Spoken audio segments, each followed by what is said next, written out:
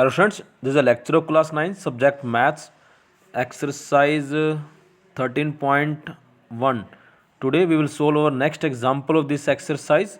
The statement is Hamid has built a cubical tank, water tank with lid for his house with each outer as 1.5 meter long. He gets the outer surface of the tank excluding the base covered with square tiles of side 25 centimeter as shown in the figure.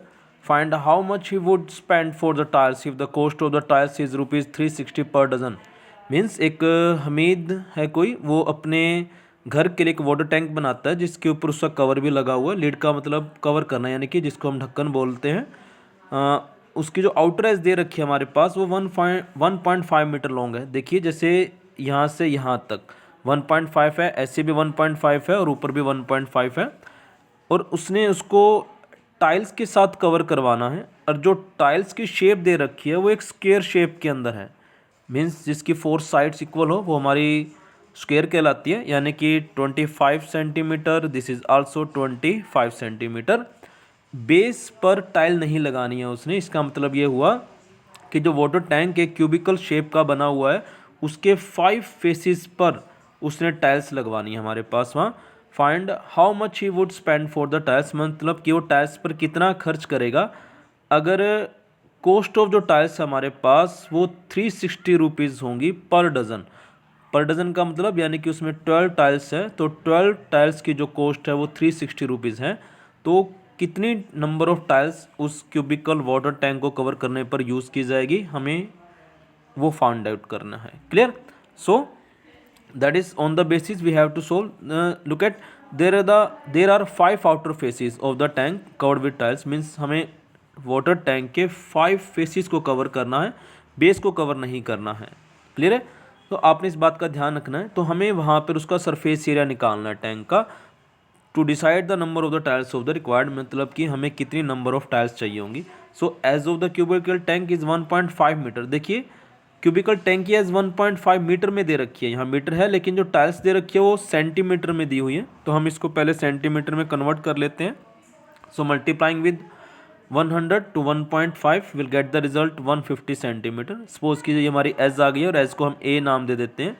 Surface area tank का हुआ like 5 multiplying 150 into 150. देखिए 5 faces थे उसके जिसको हमने cover करना है. Cubicle का मतलब ये हुआ कि शेप जो है हमारे पास, अगर हम एक फेस की बात करते हैं तो वो एक स्क्वायर की को शो करती है. एक जो फेस होगा तो हमारे पास ऐसे 5 फेसिस हैं तो 5 मल्टीप्लाइंग 150 इंटू 150 हो जाएगा.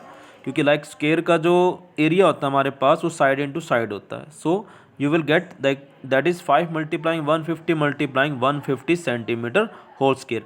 And the area of each square tile is side into side, so it will get 25 into 25. Now the number of tiles required, surface area of the tank divided by area of each tile. So solve it, you will get the result that is the 180. clear? So जो tiles उसके ऊपर लगी है हमारे पास वो 180 tiles उस water tank पर लगाई जाएंगी. हमें अब इसकी कॉस्ट भी बतानी है. देखिए जो कॉस्ट है हमारे पास 1 डज़न की, इसका मतलब है कि जो कॉस्ट है 12 टाइल्स की वो 360 रुपीज़ है. तो 1 टाइल की कॉस्ट होगी 360 बाई 12 और 180 टाइल्स हमने वहाँ पे लगानी है. तो ये बन गया आपके पास 360 divide by 12 multiplying with 180. When you will solve it you will get the result 5400 rupees. Clear? So the cost of 180 tiles will become 5400. Clear? Just here you have to remember that one side is given in the meter and the other is centimeter. So you have to first convert meter into centimeter, then you have to solve it. There are most of students unit cannot see and directly solve it. So firstly you have to check both units should be same, then you have to solve the sums. Clear?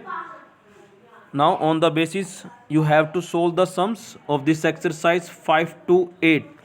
1 to 4 you had already solved, so only 5 to 8 sums you have to solve in fair notebook. Clear?